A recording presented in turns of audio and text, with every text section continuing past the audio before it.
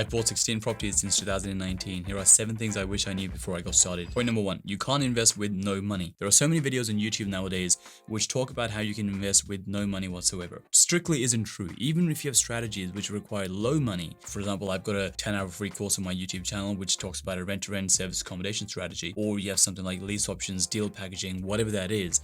You still need some money because you'll still have to set up a limited company, you'll still need some legal documents, you'll still need insurances and so on and so forth. Technically, you can't do anything without any money whatsoever, but what you can do is you can work with other investors. You put up all the skill set, the work, and you can make that work, but someone has to put up the money.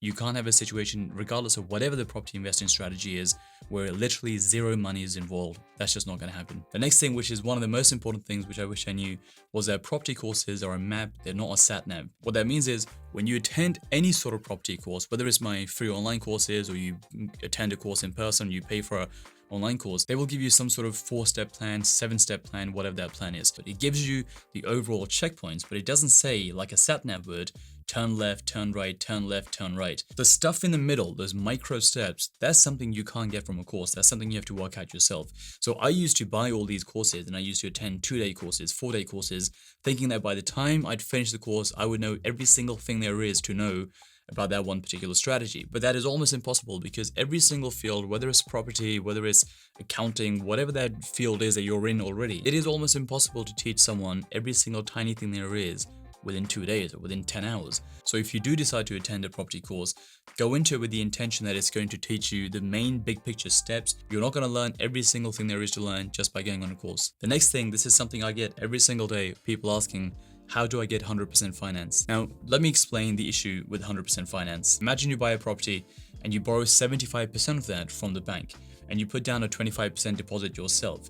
Now, the amount of money you borrowed, the 75%, you will then make monthly mortgage payments on that amount. Imagine a scenario whereby you bought a property and it was 100% financed. So now you bought a property, the bank paid for the entire property because it's 100% financed. Well, you have no risk because you put up none of the money and the bank carries all of the risk because imagine you default on the mortgage payments, imagine you don't want the property anymore. Why would the bank lend 100% of the finance in that situation? That's the same as a casino just giving you money to gamble. That's just never going to happen. Now, there are instances when you can get 100% finance, but that normally requires you to already have a property where the debt is relatively low and you can put more charges against that property. But assuming you're in a situation where you're just starting and you don't have another property, then it's almost impossible to get 100% finance. I know people claim you can do it, but in 8 years since I've been doing property, I have never personally seen this myself. Point number 4, this is another big mistake I see people making, which is that you shouldn't chase multiple streams of income when you're starting out. In 2016, when I got into property, I then realized, well, there's actually so many different strategies. You have buy-to-let, you have HMO, you have BRR, you have flips, you have lease options. Because I want to get into the business of property,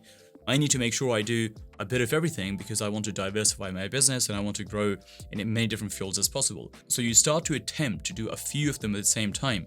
So for me, I was looking at buy-to-lets, I was looking at HMOs, I was also looking at service accommodation at the same time. When you start out, you have this shiny penny syndrome where everything looks very appealing and everything looks very, very easy. So you want to do as much as possible. But the reality is, even though the umbrella business is property, so like the big picture thing is property investing, so each strategy is very different. Service accommodation is more like hotels because people are coming and going by the night. Deal packaging is technically not even a property business. You're finding leads and you're selling leads. HMOs, you have 5 tenants at a time, which is very different to a normal buy-to-let. It's so hard just to achieve success in one, let alone trying to achieve success in 3 or 4 at the same time. So for the first couple of years, I only did rent-to-rent service accommodation.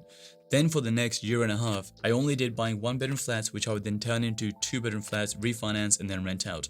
And since then, I've only been turning houses into flats. So pick one thing, really just understand and learn and master that one particular strategy. And once you've got it down, then move on to the next one. Now, a bonus point, which a lot of people don't think about, is one of the most important things in property is that cash flow really is king. Because if you have a bunch of properties and suddenly you're in a situation whereby you're not cash flow positive and you're having to put in money yourself in order to support your property portfolio, well, that can go wrong very, very quickly. And so one of the best ways of boosting your cash flow is through Booking.com. In 2022, more than 30% of all nights booked on Booking.com were through a holiday rental. So I furnished my small studio apartment, I took some professional pictures, and I listed it on Booking.com. And someone booked for the entire month for £2,342, which across a year is more than £28,000, which is more than a graduate salary. The secret to making money on Booking.com is not just listing the property, it's It's by getting amazing reviews, because if you can get amazing reviews, you qualify for the Booking.com Genius program and the Booking.com Preferred Partner program. Once you get into those programs, Booking.com puts your property in front of millions and millions of potential guests every single day. Now, to list your property, go onto Booking.com, click list your property. It only takes 15 minutes and it's completely free. Not only that, 45% of people who list their property on Booking.com get a booking within the first week. That's how quickly you can start making money on Booking.com. Thank you Booking.com for sponsoring this video.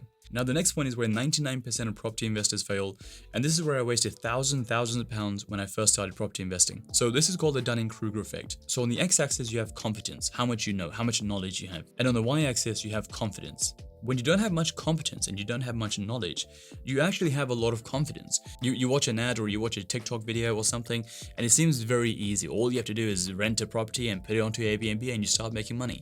You don't know too much about it, so you have a lot of confidence because it seems very easy.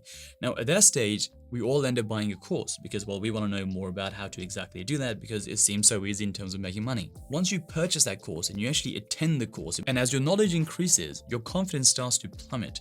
The reason for that is, now you're aware of everything you didn't know before, what the regulations are, what the challenges are, what skills you need, all the different things which you had never thought about.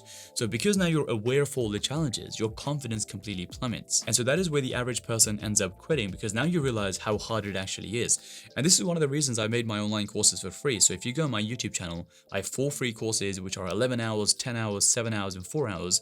So you have a very good understanding of the exact business model before you pay for any courses or anything along those lines. You learn as much as possible from free resources, not to master the craft, but more so just to understand what is actually involved before you end up committing money and energy and resources to something.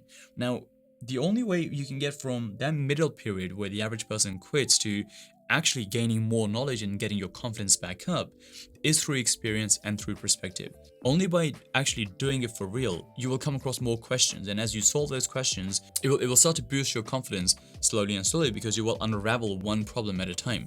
But there is no way you can unravel all of those issues just by watching videos. So once you've hit that plateau where you can't gain any more information, the only thing you can gain is experience and perspective. The thing I didn't realize for years is that there is a big difference between skill and knowledge. Knowledge you can acquire very easily just by reading a book, watching a video, going on a course. Skill is how to actually apply what you know into practice. You can't just watch a video about football and suddenly you'll know how to play football. You actually have to go and play football.